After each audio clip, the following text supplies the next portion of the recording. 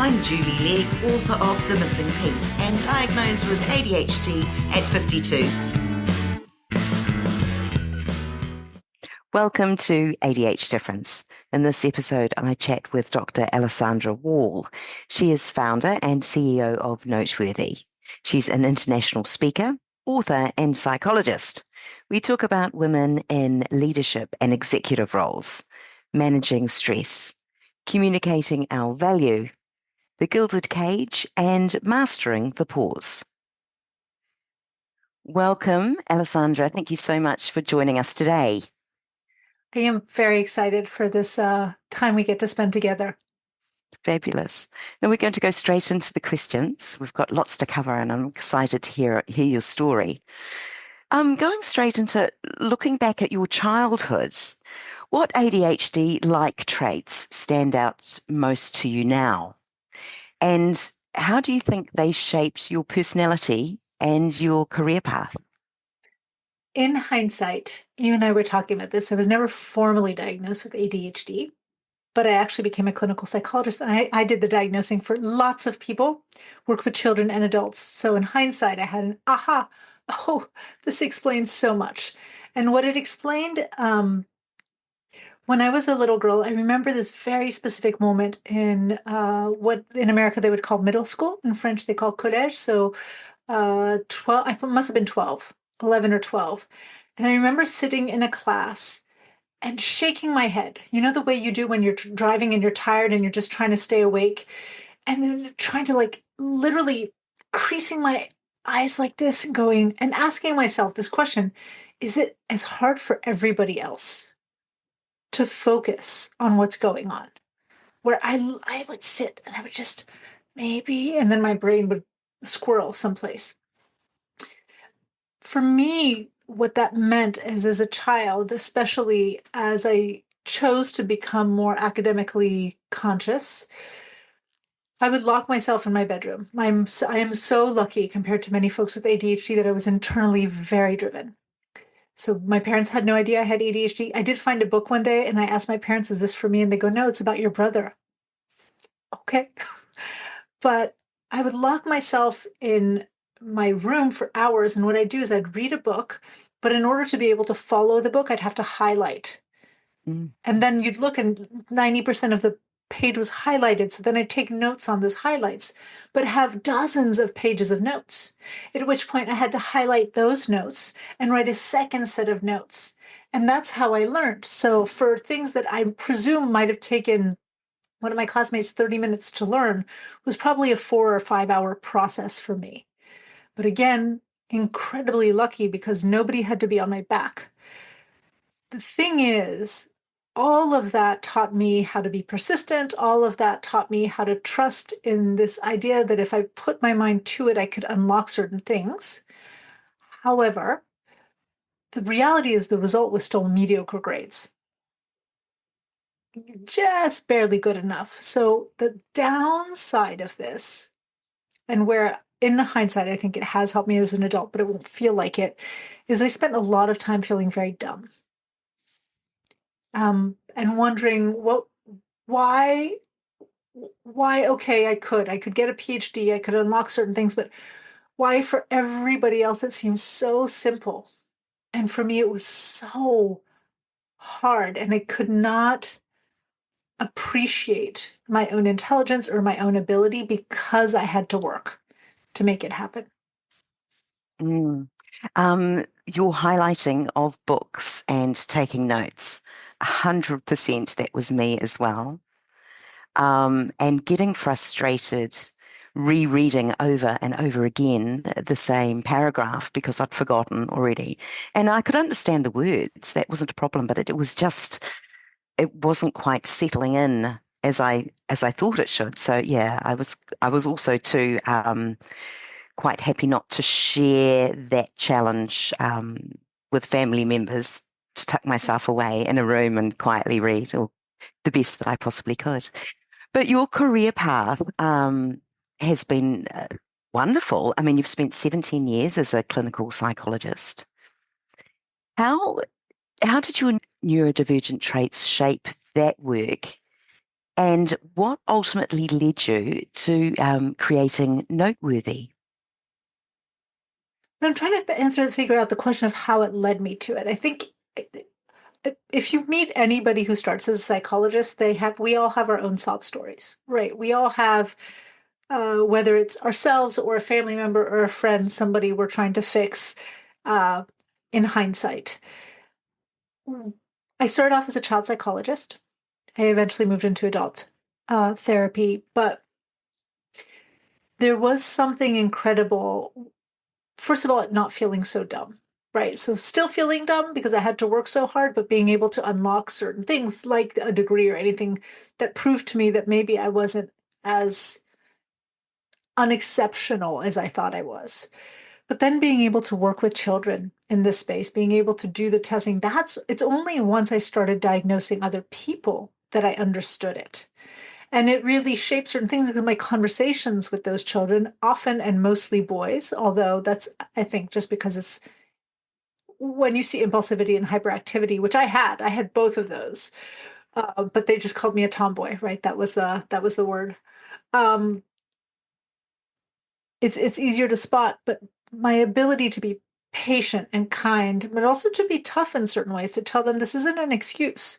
This isn't your get out of jail free card. This is me telling you that, yeah, you have this, therefore you will have to work harder because you are capable and you deserve to unlock those. So that really shaped the way I push things. One of the best gifts neurodivergence gave me is this. One of my top abilities is the ability to listen to what somebody says. And from the jumble of words and stories, to pull out themes and threads. In my house, I like to say, I'm a gestalt person. My husband can listen to a movie, my sons can do this, can listen to songs or a movie, and they can quote word for word. They can remember dates from battles, and I have a youngest son who's a World War II and now a Formula One, and then an armament buff, and that's a 15 milligauge. What I can't do that. I cannot. I mean, I'll meet you, and 30 seconds later, I won't remember your name. But I will have, and this is the skill that comes from having ADHD. I will have the uncanny ability to hear you say something and say, you know what that's like, and give you the simplest comparison that will allow you to put two ideas together that seemed so far apart before.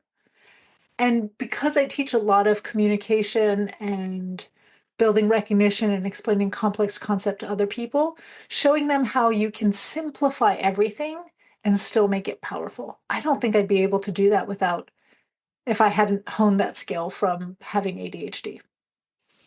I think that's marvelous. And being able to join the dots for your Mhm. clients, it can be quite a frustrating and bewildering time when you're trying to make sense of it all. When you've lived with ADHD, undiagnosed for most of it, and Mhm. trying to make it make sense. Having someone to simplify it would just be marvelous. And I think we're getting better. I think with information out there now, and the amount of resources available and support, it's no longer battling ADHD alone now. I'm really pleased how things are progressing there. I have to say, I really do sell it to my clients. Like, whereas this was this thing that as a child, I think I would have been very I would have wanted to hide the neurodivergence. I just wanted to be like Mm. everybody else. As an adult, I'll literally say, I have ADD. It's not like it was when I was a child. I can read and retain things. I read one book a few years ago. It's called Trespassing on Einstein's Lawn. It talks about quantum physics. I have to say that was a book as I was reading it. I had the memory of that experience because I'd read these sentences and like all of these words make sense, but we're talking about string theory and my brain isn't putting like I can't that connecting thread, all puns intended with string theory, I just couldn't put together. Um, but as a whole, now I sell it to my clients as an advantage in two places. One is this thing where they say, I'm not sure how to make it. And I'm like, you don't need to worry. I'm really good at this. You'll talk, I'll listen, I'll translate for you, and you'll see it'll all make sense. But the other thing is a growth mindset. I talk about, I wonder if you have this, about having a starburst mind. So if somebody gives me a single idea, instead of my mind going linearly or even in roundabouts, it starbursts in like 5, 6, 15, 20 different spaces at once. Yes, the downside with the neurodivergence is you have to slow down your mind and figure out which ones are relevant, how to prioritize, what, when, how. But in my mind, there's always possibility. And it's not blind optimism. It's seeing things that other people don't necessarily see because their mind is functioning in a single or maybe on a triple track. You would have had some highs and lows and setbacks along your career journey. Are you able to share any of those with us today? Always. I'm completely transparent. Based on the neurodivergence, I mean, let's just start with feeling really, really dumb. I mean, that when we talk to adults who have grown up with neurodivergence, and especially if it isn't something that they understood or that was properly explained to them, I had to do a lot of therapy to get over feeling not good enough. And Mm. with that not good enough, it's going to sound like I'm contradicting myself from what I just said, but when it comes to others, I've always been excellent at seeing possibility. But the pain of these things when it came to me was not seeing possibility. It just feeling so stuck. And you have this built-in excuse for why you're going to fail, right? Mm. Because it takes so much more time, because it's so much harder, because um that was hard. That was a big piece that is directly tied to this. The other one I'll say, I mean, this isn't a huge hardship, but it comes up more and more. I move too fast and I make mistakes that really undermine my authority and undermine being able to show up in a certain way. So there's a lot of work that needs to be done to build trust and create a foundation where people understand what you can do, because an email is going to get sent out with like typos, and I can read something 15 times and there will still be typos. Or like sometimes I'll put my foot in my mouth, but I've branded that. I've branded the impulsivity instead of fighting against it, instead of trying to make myself somebody who complies by everybody else's rules. I've basically put out in the world that I am the kind of person who will tell you things that other people won't tell you. And I will be not brutally, but generously candid and open and honest with people. Sometimes that means that I put my foot in my mouth. My wording is off, my timing is off, but it's always in service of that idea of, and I don't like the word anymore, but authenticity and truth. Um, and I tell people very often, here's the truth. Like I couldn't help it if I wanted to, right? It just is. There's that inner adolescent and she just blurts stuff out. But there's a way. I mean, this stuff got me in trouble in the past, and there's a way of building it where as an adult, it, it's a differentiator, like in a positive one. Do you have a name for it? I don't. I would like a name for. Do you have a name for it? No, but I think it should be created. I like the idea of your starburst, Mhm. of ideas. Yes, I'd put a name to it. It sounds wonderfully honest, but it's done with love, and it's not done out of nastiness or um, full of criticism. It's just telling it like it is, isn't it? And sometimes it's Okay. hard to hear, but Mhm. sometimes it's the best thing to hear, that it's not being sugar-coated. We know where we're at with honesty. I agree. I completely agree. And I meet so many, especially since the term neurodivergence has come out, right?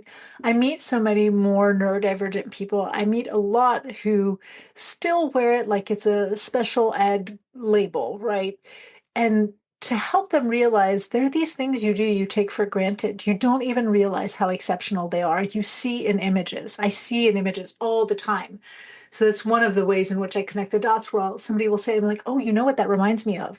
Have you ever seen this movie? It's the same theme. Or it's like you're talking and I have this image of X, Y, and Z. Right. Temple Grandin used to talk about seeing in images. She was on the autism spectrum. She is. She's still around. I don't need to talk about her in the past tense.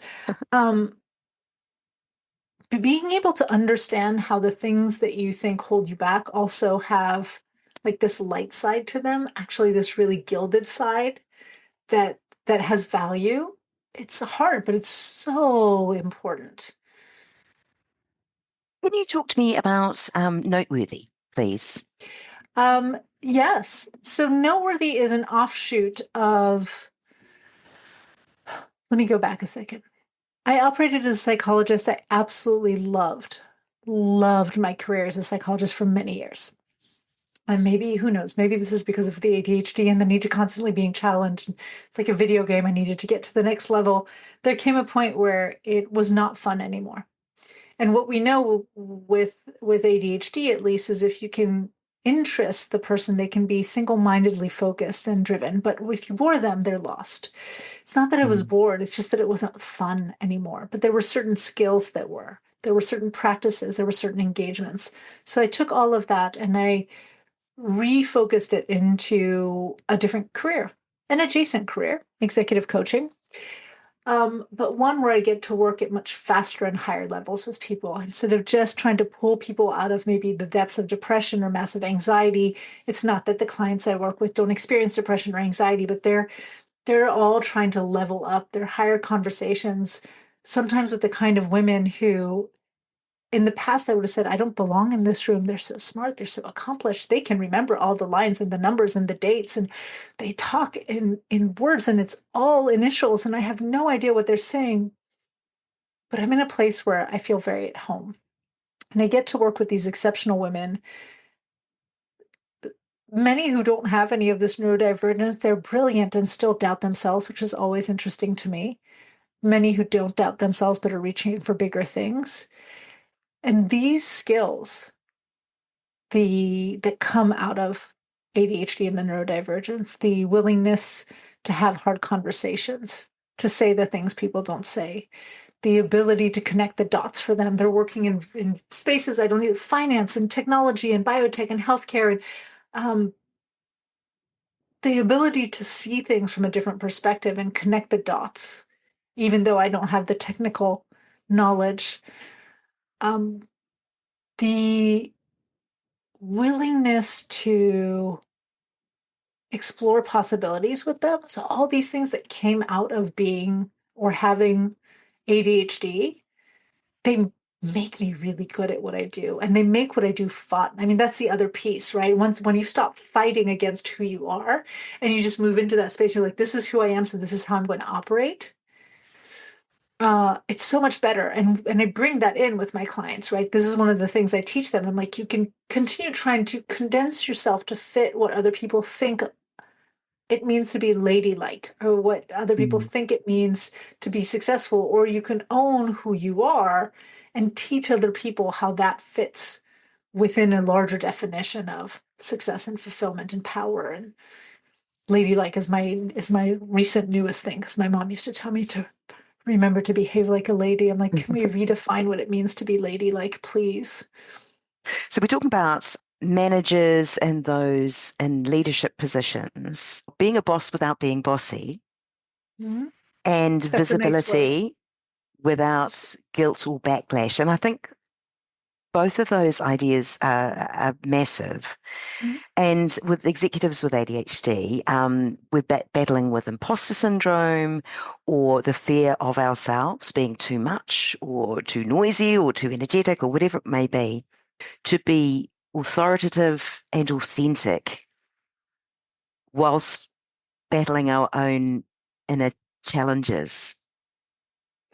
Okay, so I will say this. When I started Noteworthy, I started with women who were climbing up the ladder. At this point in Mm. time, I'm working with women who are at the top for the most part, or very near the top.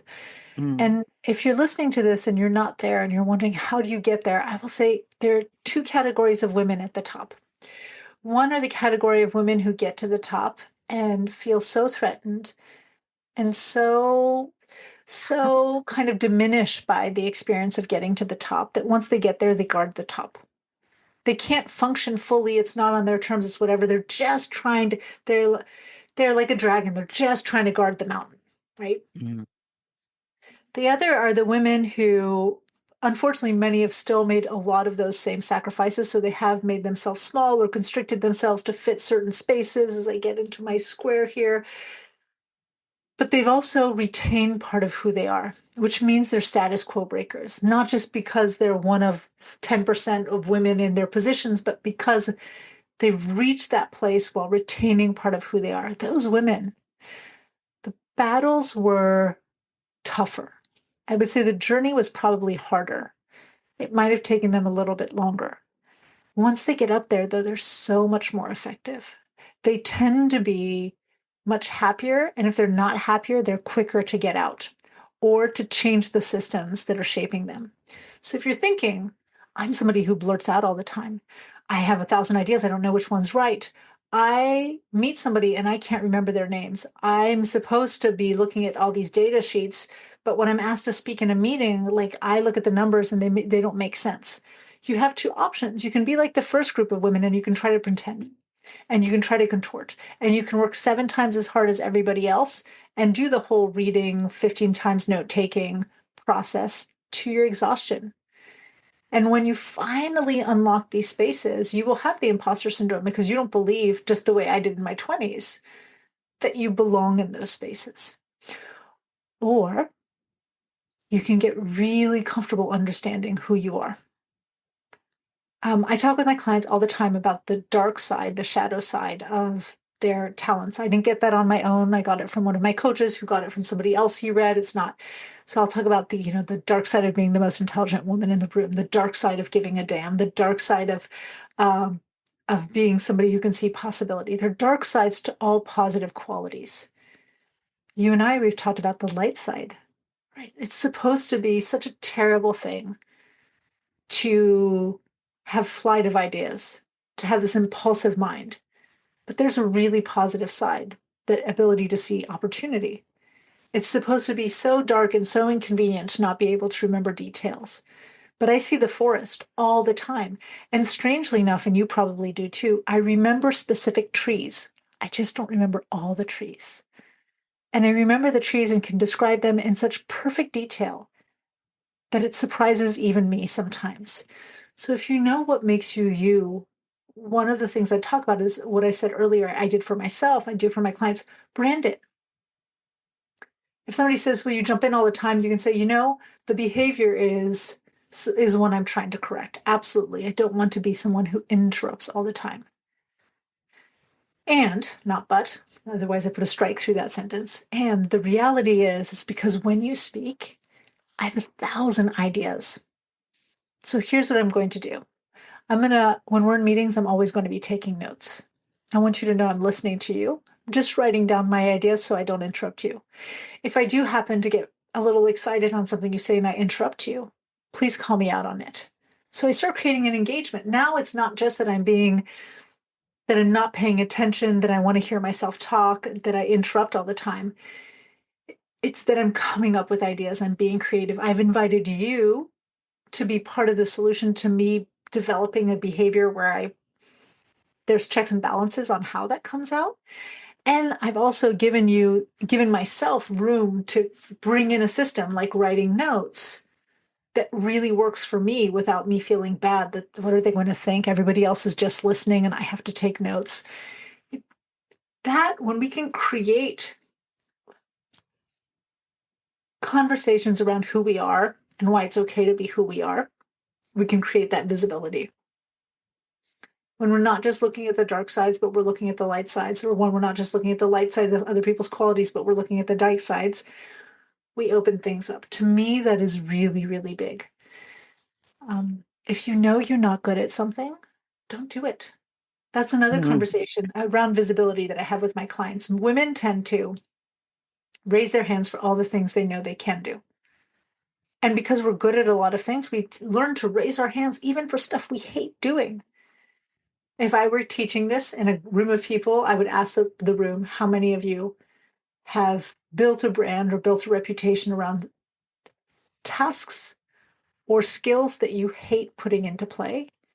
And people come to you again and again and again to do that work, right? And it would be a ton.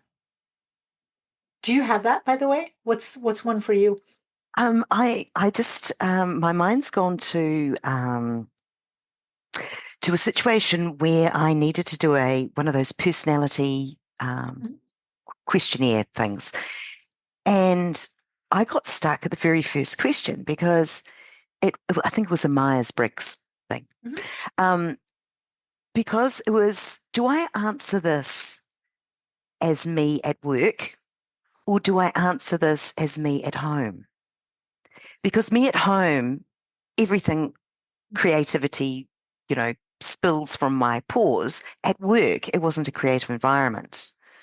At work, I was looking at data sheets. Mhm. I was good at it because I was quite meticulous because I knew that if I wasn't, I'd overlook something and, so trial and error. But at work, I was doing things that I did not enjoy, but I was good at. So it Mm. was very difficult how to do this questionnaire because I was almost split personality insofar as if you only saw me at home, you'd know that, you know, it's not the Right. person you see at work. It's tricky to be authentic when you're trying hard to fit in. And I think the other thing I wanted to ask you about was this feeling of being invisible Mhm. and I know that I did experience it in corporate life when I was tied to the office. I was so busy conforming and fitting in, trying not to stand out, that I felt that all the brilliant work and the hard work I was doing was almost, well, it was going unseen. And that was kind of a imploding feeling that I was just a pencil pusher. I was just literally sitting on a seat, filling in my time, and I wasn't really providing all of the energy and ideas and ability that I would have loved to contribute. I felt, yeah, quite restrained. So that feeling of being invisible, how do you turn that into being someone unforgettable?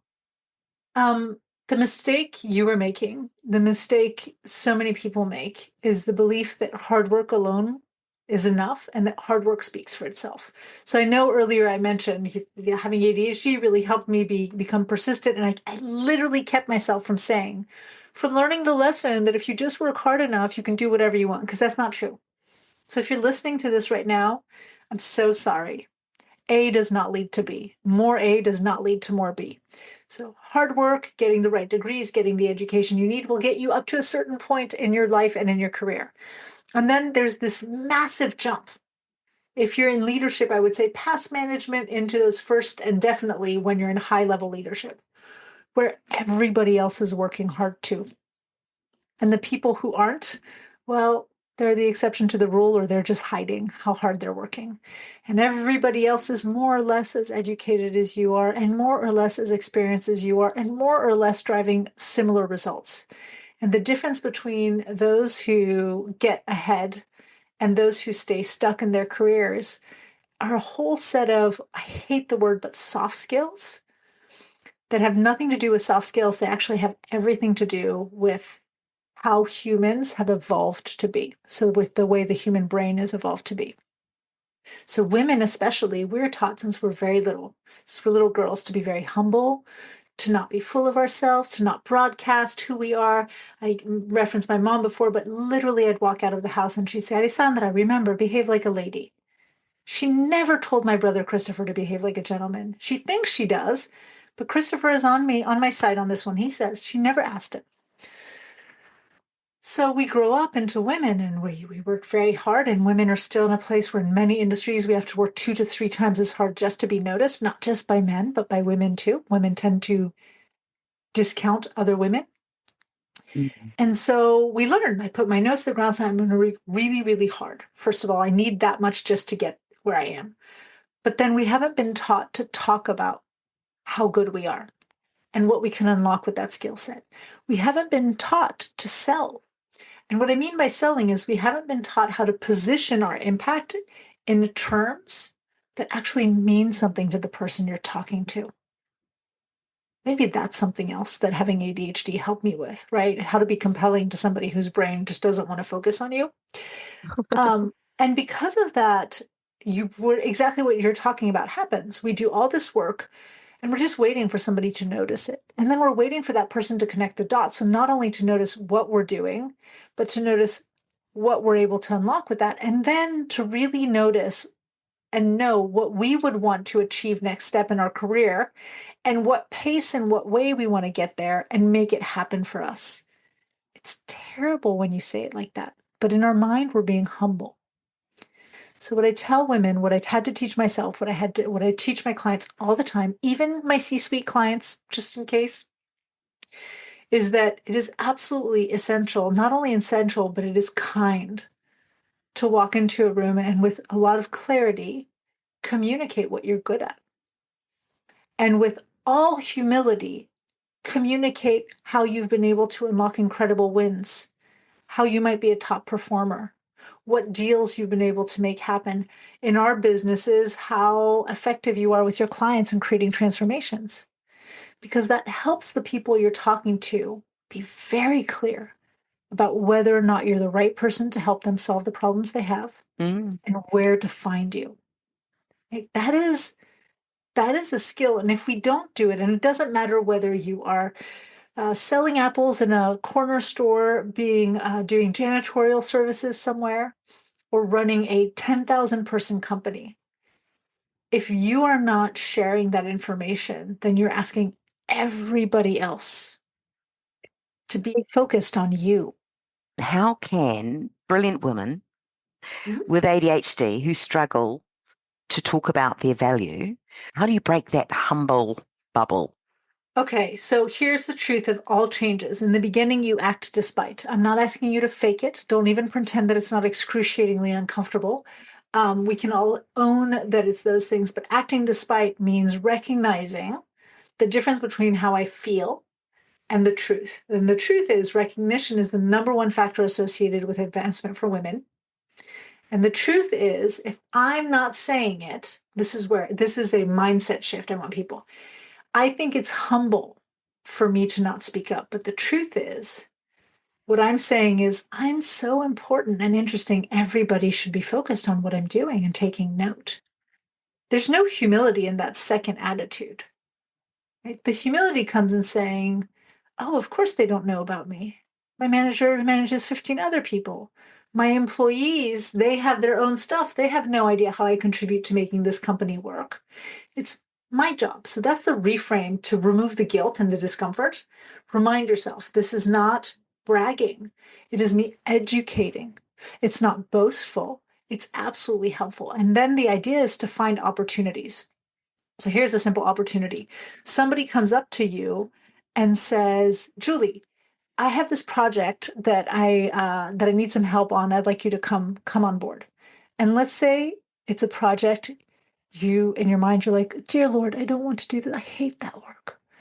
Ugh, I cannot think of anything that would be more mind numbing than doing that. I can do it in my sleep. You can decline an opportunity and broadcast your value. So you might come back and say, Alessandra, I really appreciate you thinking of me for this project. I want to be really candid with you. Although I could totally do it, and I know I've done it before in these cases, it's probably not the best use of my skill set. Where I could really add value for you, for this team, for the organization, for the project, for the client is. One thing I love doing that I think is really fun is, and I describe what that is, part of the reason I love this kind of work is because it allows me to use the following skills. Those skills are things I not only enjoy, I'm really good at them. Actually, 3 months ago, I worked on a project with Bob, and it was this exact same kind of, and we were able to unlock blah, blah, blah, blah. Mm, mm. So if you absolutely have nobody else and it's urgent, I'm happy to help. But the reality is, I'm much better positioned to do this other thing. But I know Rose. Rose loves this kind of work. If Rose has the bandwidth to do this, she might be the person we need to connect you with. Right? So I just declined work. I know it was long winded, but in declining work, I highlighted, first of all, I owned what's right for me. I highlighted that that was not work that makes my heart sing. So I don't get myself known to do work that makes me miserable. Then you disengage. Two, I communicated to the person what my highest value was. I tied it to specific skills. I gave examples of how I've been able to use those skills to unlock wins. And if you're lucky enough to know people in your space, I try to meet a lot of other coaches. If you get to know your colleagues, your peers, you can even sponsor somebody else by putting their name in and highlighting how good they are. I would just say if you do that, please, please, please, please, please use the language if they have the bandwidth. Because you might just be dumping on them. It might be work that they love, but they don't have the bandwidth to take. So if you introduce that, at least maybe the other person will think. The same thing can be done when somebody offers you work that you do want to do. Oh, Bob, thank you so much for thinking of me. I actually love this kind of project. Part of the reason I love this kind of project is it allows me to do X, Y, and Z. And those are things that are not just fun for me, they're things I'm really good at. Actually, last month, same thing. Yes. I'll just give two more so that your listeners have them. And I have a handout with this if ever you want it. But there's an article somewhere on LinkedIn I can share either of those. When somebody compliments you, Julie, how good are you at accepting compliments? Terribly. Okay. Think of a compliment as a gift. Imagine if somebody handed you a gift and you took the gift and you just kind of put it behind your back and you walked away. Right. Or worse, what if somebody handed you a gift and you just batted it out of their hand? Mm. When somebody compliments you and you Mm. dismiss the compliment, it is the equivalent of batting the gift out of the hand. Mm. When somebody compliments you and you minimize it, oh, it's nothing, that's like taking the gift and kind of walking away with it behind your back. Somebody has just taken the time to give you a gift. They've seen you, they've acknowledged you, and not only have they done it privately, they're doing it publicly. Those are great opportunities to build your visibility. Julie, I really appreciate you taking a minute to let me know that. It's so nice. And I have to say, part of the reason we're able to be so successful, part of the reason Marge spoke to you, I'm hoping that part of the reason Marge spoke to you and let you know how instrumental I was on this project is because this is work I really love doing. It allows me to do X, Y, and Z, which allows me to use these skills. And those are things that are Mm. interesting and exciting to me, but they're also things I'm very good at. And notice, I didn't say I'm kind of good at, I didn't leave it at I like. I'm letting the person know how good, what's my level of expertise? Is this an emerging skill? I would like more work, but I'm still learning. Or am I an expert? I would like more work. This makes my heart sing. It's part of my passion. You're giving some amazing doorways to be able to another word for sing your own praises, but I want to put that in a more I say articulating your value. It's just about thank you. articulating your value. Yeah, I think it's marvelous, and all of these opportunities that you speak about, they're there. We just need to make it happen, as in have that conversation. Yeah, the door's open to that kind of communication, which is great, and I think what I certainly hope listeners will take that away with them, that they are able to, in general conversation, share their value and own it. You had one more. I think you were going to. Oh, I was going to say, I don't think, excuse me, I know one huge missed opportunity is when you're asked to introduce yourself. Do you Mm. ever join a new meeting or join a new call and everybody gets 30 seconds to introduce themselves and you're like, hi, I'm Dr. Alessandra Wall. I'm the CEO and founder of Noteworthy and I'm an executive coach. And it's so boring. Like it's the world's most boring introduction. There are contexts where you need to present because you're in a big corporate room and people are trying to figure out why you're in the room. You do need to provide your title and your department. These are also great opportunities to share something about yourself. And when you do that, and people aren't expecting it, your brain produces dopamine. For those of us with ADHD, dopamine's the thing that gets you into those places that are really interesting, right? It's a neurotransmitter that's associated with reward, but also memory. We remember things that produce dopamine better. So if you say, hi, I'm Alessandra Wall. Part of the reason I'm in this room right now is I'm the founder of Noteworthy. So I'm here to learn more about, how the women in your company are operating and how we can support them. Part of the reason I love this work is I'm somebody who genuinely enjoys being part of difficult conversations. And I know there are a lot of difficult conversations around this topic, and I navigate those fairly well. And I'm really good at helping other people have critical conversations. So I can't wait for us to talk about what kind of critical conversations are happening. Right. I mean, it's long-winded because it's off the cuff, but the idea is share your excitement about why you're in the room. Share why you're interested to hear people. I'm really interested to hear Bob talk about what his department is doing. One of the things I get to work on in this company is why. And I know why ties really closely. It's something I'm passionate about. And it's some of the work that for me I do the best and enjoy the most. There, I've just shared my value, but I've really been talking about what Bob does. No, I see it. Great. Marvelous. Please talk to me about the Gilded Cage. Tell me all about that. Gilded Cage is what I like to talk as how I like to refer to leading from the top. I'm sure as a man as well, but I'm going to talk about women for a while.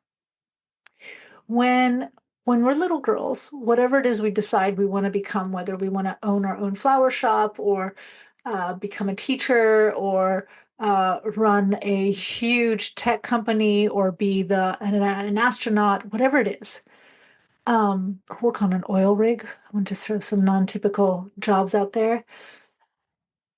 There is this story we're told about how once you reach the top, you will unlock all this freedom, all this power, and with power for women, this idea of this ability to create impact and influence the world.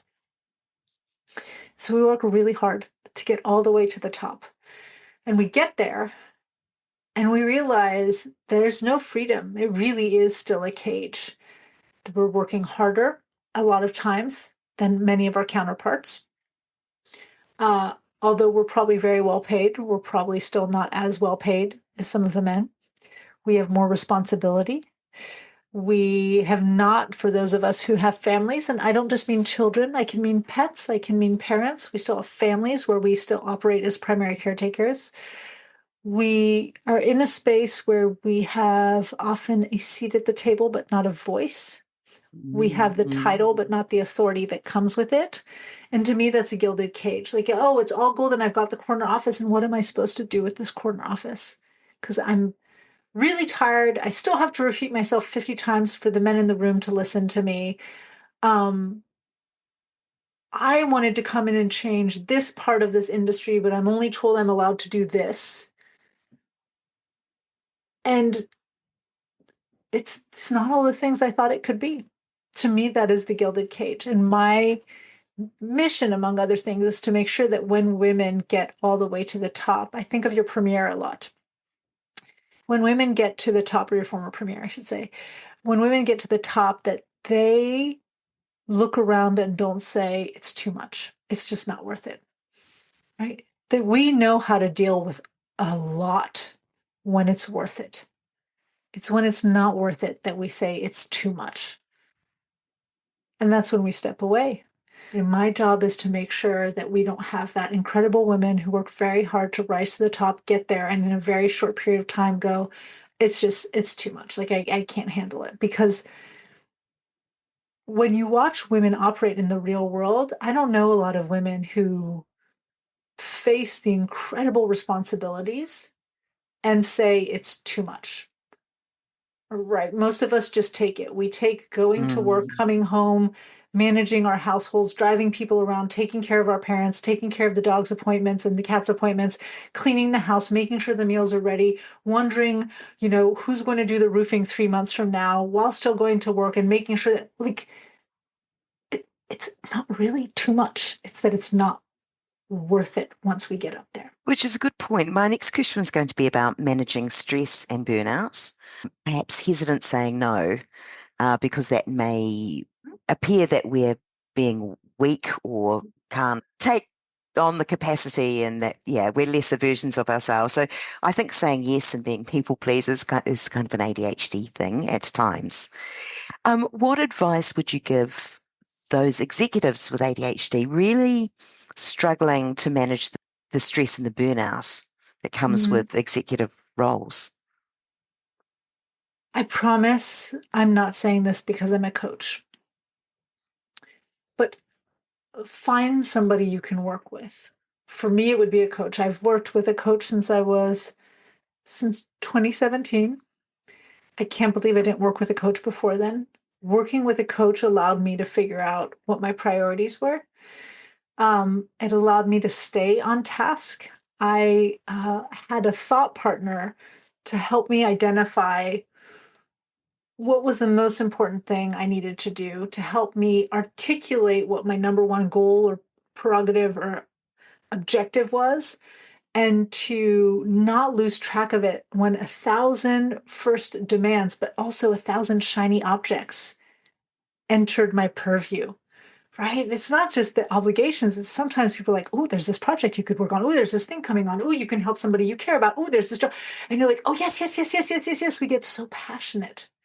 And then we exhaust ourselves, even in doing things that aren't necessarily chore-like.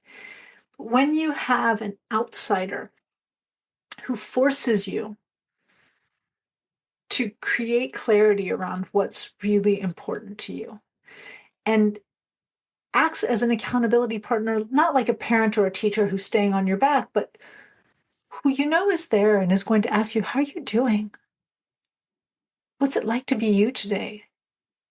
Oh, I'm watching you. I know all of the things you're working on are fun. And I know this opportunity that just came up is really, really fun. But what's going to happen? Like, not to tell you what to do, but to ask you the right questions. That's what we need. And we can't expect ourselves to do that I cannot do that for myself. I'll tell you right now. Mm. I have this is a whiteboard right here.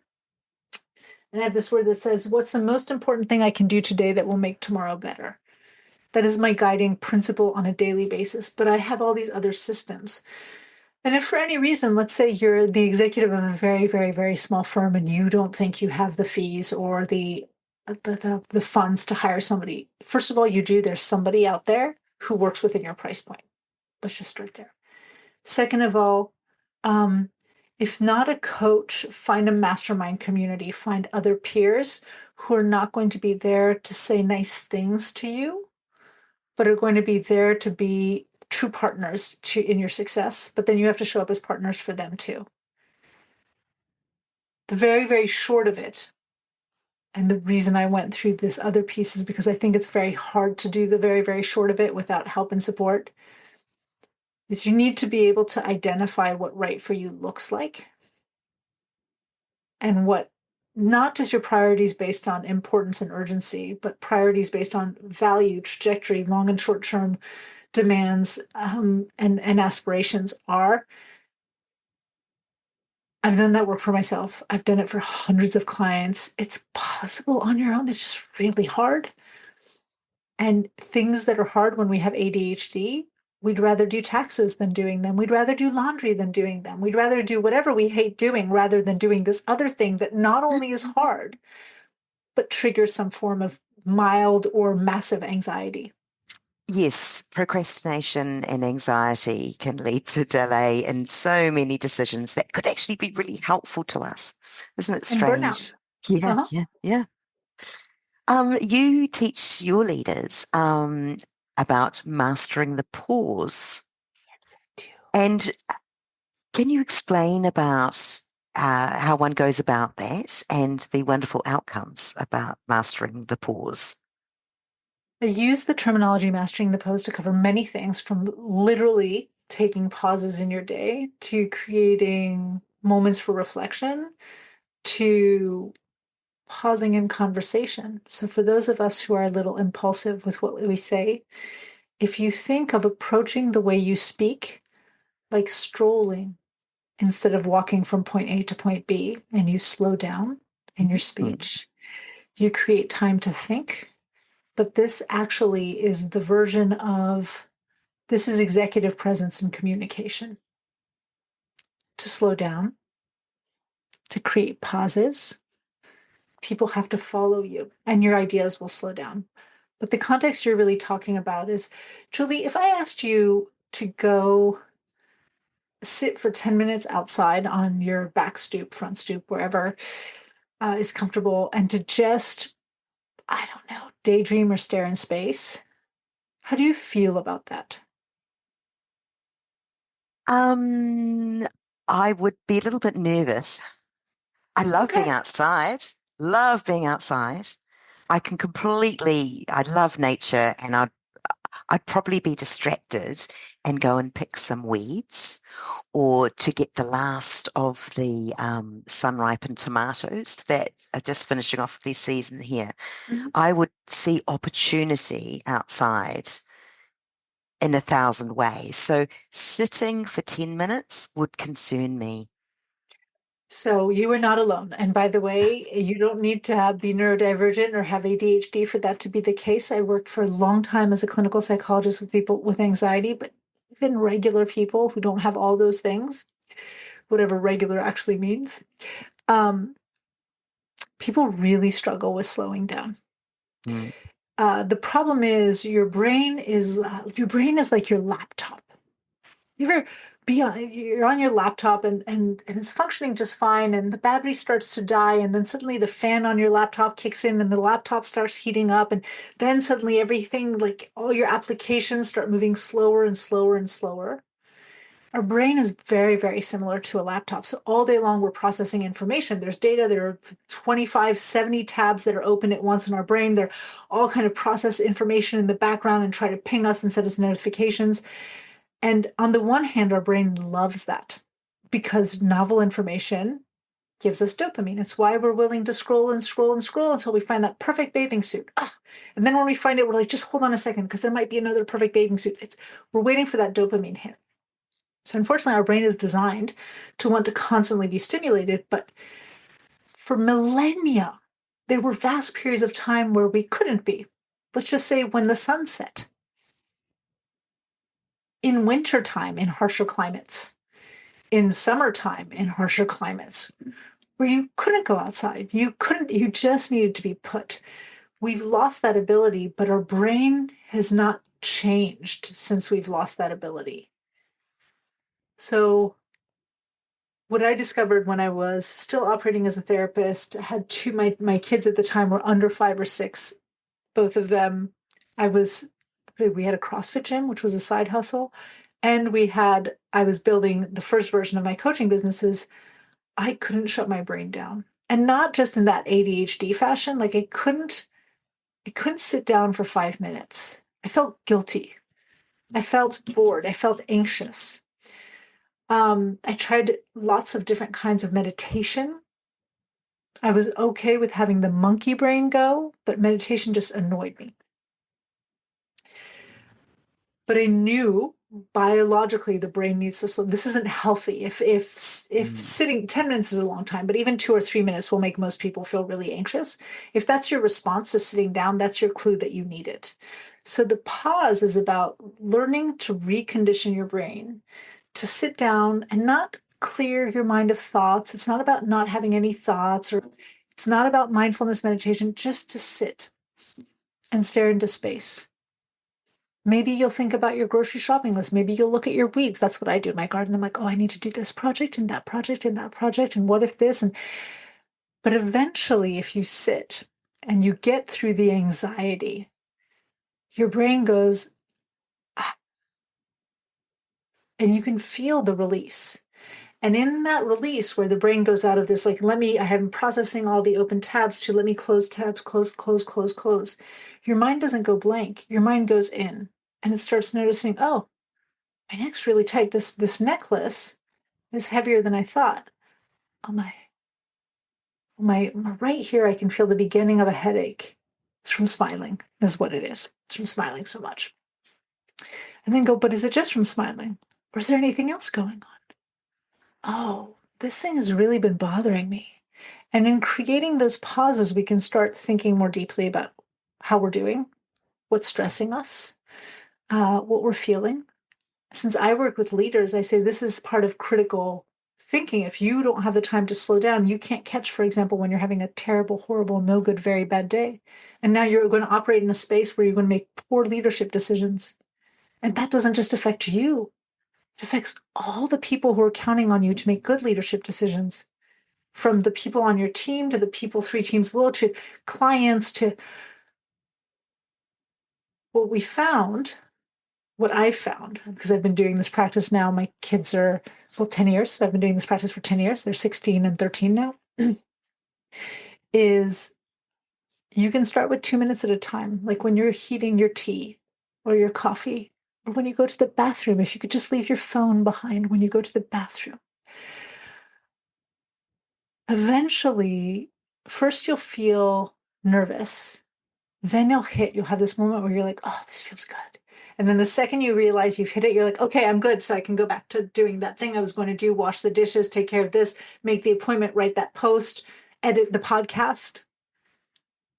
But if you're willing to sit through that second moment of tension, like this happens in a 5-minute period. So the second minute of tension usually hits around minute 3. Then you get to this point where you're like, oh. And as you release, your brain starts to realize all these things. It decreases your stress. It decreases your anxiety. Because you have time to think, it gives you opportunities to start problem solving around the stressors in your life. You'll feel more rested, less irritable, less tired. You fall asleep better. It's not a magic bullet, but it's pretty close to it. Wow. I'll definitely be practicing that when I boil a jug for my cup of tea. I think I sent you, and one of the things I sent you, there's a link to a 7-day challenge. It's 2 minutes at a time. So every day you get an email, and every day we add 2 minutes. But I give context. I'm like, try thinking about this way, this way. It's just 2 minutes. 2 minutes is so the way I started, because I'm actually grew up in France of Italian origin, is I'd say, okay, I put the little one down for his afternoon nap. And instead of immediately running into, these are days where I wasn't practicing as a therapist, instead of immediately running into my home office to build my business, I'd brew a cup of espresso and I would sit outside. It's the advantage of living in Southern California. I'd sit outside on my back porch and I'd say, just drink your coffee. That's it. It's just an espresso. It's not a huge cup of coffee. And just 2 minutes to drink the cup of coffee. And after those 2 minutes, you can get back into work. But there was always more clarity. There's a better sense of coming into work and going, okay, now that I'm not rushing from point A to point B, what is it that I want to work on? What's most important right now? Oh, as somebody with ADD, I might be like, oh, I completely forgot 3 days ago I was supposed to send this email to this person, and because I didn't write it down, and start better practices. Mm. The power of the pause. I think that's marvelous. We've chatted about some really, really interesting things today, Alessandra. So thank you. Your links, the link that you mentioned to the 7-day challenge, I will put them, as well as all of the other links that people can contact you. I'll put them in the show notes so listeners will be able to find you and learn more about you and what you do. It's been such a fascinating chat, and I really appreciate you taking the time to share your life experience and also your expertise in this area with me and our listeners.